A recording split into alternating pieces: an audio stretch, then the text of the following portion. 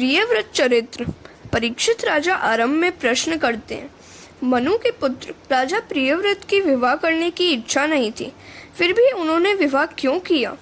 गृहस्थाश्रम निभाते हुए भी उन्होंने सिद्धि की प्राप्ति कैसे की? किस प्रकार कृष्ण में उनकी भक्ति दृढ़ हुई? सुखदेव जी वर्णन करते हैं। घर भक्ति में बाधक रूप है। घर में गृहस्थ को विषमता, पक्षपात करनी पड़ती है। गृहस्थ सभी की ओर संभाव नहीं रख सकता। वह शत्रु, मित्र, चोर, सेठ आदि सभी के प्रति संभाव नहीं रख सकता। श्री कृष्ण का गृहस्थाश्रम ऐसा था कि वे सभी के प्रति संभाव रखते थे। एक बार दुर्योधन उनसे सहायता मांगने आया। वैसे उसने श्री कृष्ण का कुछ समय पहले अपमान किया था, फिर भी निर्लज्ज होकर वह सहायता की याचना करने चला आया। सामान्य गृहस्थ अपना अपमान भूल नहीं पाता, किंतु श्री कृष्ण दुर्योधन को सहायता देने के लिए तैयार हो गए। अर्जुन भी सहायता मांगने आया था। दुर्योधन ने कहा कि मैं अर्जुन से पहले आया हूँ, अतः मांगने का पहला अधिकार मेरा ही है। श्री कृष्ण ने कहा, मैं तो तुम दोनों की सहायता करूँगा। एक के पक्ष में मेरी नारायणी सेना होगी और अन्य के पक्ष में निशस्त्र मैं। दुर्योधन ने सोचा, श्री कृष्ण तो बातें ही बनाते रहेंगे और मुझे तो युद्ध करने वाले की आवश्यकता है, बातूनी की नहीं। उसने नारायणी सेना मांग ली। अर्जुन ने श्री कृष्ण को मांगा। इस प्रकार श्री कृष्ण ने अर्जुन और दुर्योधन दोनों के प्रति संभाव रखा। श्री कृष्ण गृहस्थाश्रमी नहीं, आदर्श सन्यासी हैं। गृहस्थाश्रमी होने पर भक्ति कार्य में कुछ न कुछ बाधा उपस्थित होती रहती है। अतः राजा प्रियव्रत ने सोचा कि इस व्यवहार का मुझे त्याग करना होगा। परमार्थ में अभेद बुद्धि और व्यवहार में भेद बुद्धि का निर्वाह करना पड़ता है। व्यवहार भेदभाव जगाता है। भेदभाव होने पर काम, क्रोध आदि विकार पैदा होते हैं।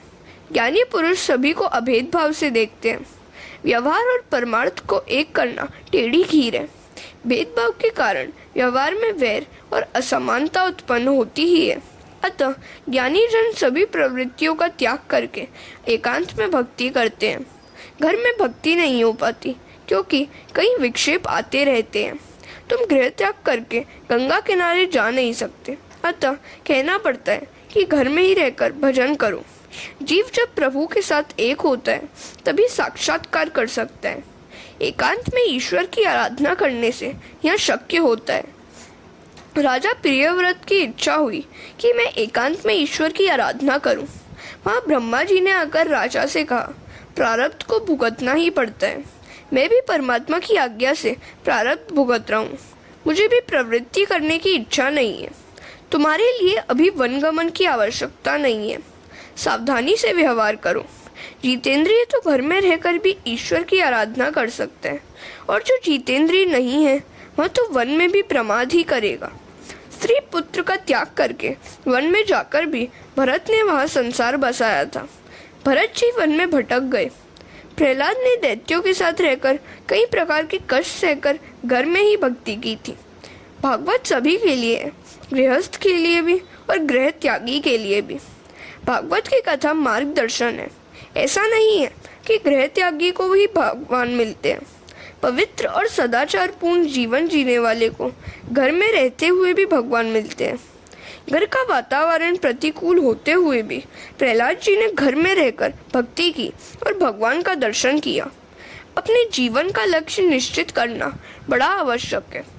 लक्ष्य को ध्यान में रखकर ही जीवन व्यवहार किया जाए। मानव जीवन का लक्ष्य है प्रभु की प्राप्ति। प्रहलाद ने प्रतिकूल परिस्थिति होने पर भक्ति की, जबकि घर को भक्ति में बाधा रूप मानकर गृह त्याग करने पर भी भरत जी वनवास में भक्ति न कर सके।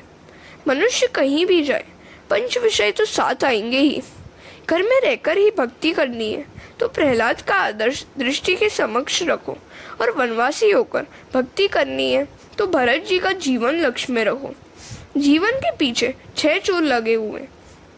वे 6 चोर हैं: काम, क्रोध, लोभ, मोह, मद और मत्सर। इन विकारों के वश में जो नहीं होता उसके लिए घर बाधा रूप नहीं है। गृहस्थाश्रम एक किला है, पहले उसमें रहकर ही लड़ना उत्तम है। ये 6 शत्रु तो वन में भी साथ साथ आकर सताते हैं, अतः उन 6 शत्रु रूपी विकारों को हराना है। काम, क्रोध, लोभ, मोह, मद और मत्सर को जीतना है। इन 6 शत्रुओं का विजेता गृहस्थ होते हुए भी वनवासी जैसा ही होता है। गृहस्थाश्रम में रहकर इन 6 विकारों का कुचलना सरल है। सुखी होना है तो अपने 40वें वर्ष से संसार के व्यवहारों का धीरे धीरे त्याग करने लगो और 91वें वर्ष में वनगमन करो। ब्रह्मा जी राजा प्रियव्रत से कहते हैं, तुम विवाह करो। विवाह किए बिना विकार वासना नष्ट नहीं हो सकती। कुछ समय के लिए संसार के सुखों का उपभोग करने के पश्चात परमात्मा की आराधना करो। व्यवहार करो, किंतु ऐसा करो कि पुनर्जन्म का बीजारोपण न हो जाए। राग द्वेष रहित किया गया व्यवहार मनुष्य को मुक्ति दिलाता है। जीवन मुक्त पुरुष शारीरिक अभिमान से रहित होता है। वह वासना नहीं रखता, अतः उसे दूसरी देह नहीं मिलती है। हरे कृष्ण।